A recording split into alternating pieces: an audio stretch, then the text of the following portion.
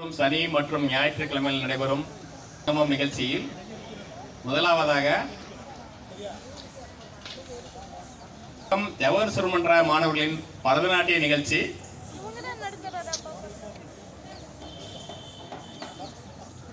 வில்லிவாக்கம் ஜவஹர் சிறுமன்றம் நமது கலை பண்பாட்டு துறையின் கீழ் இயங்கி வரும் அமைப்பாகும். இதில் 6 வயது முதல் 16 வயது வரை உள்ள மாணவர்களுக்கு கலைகள் கற்றுக் கொடுக்கப்பட்டு வருகிறது.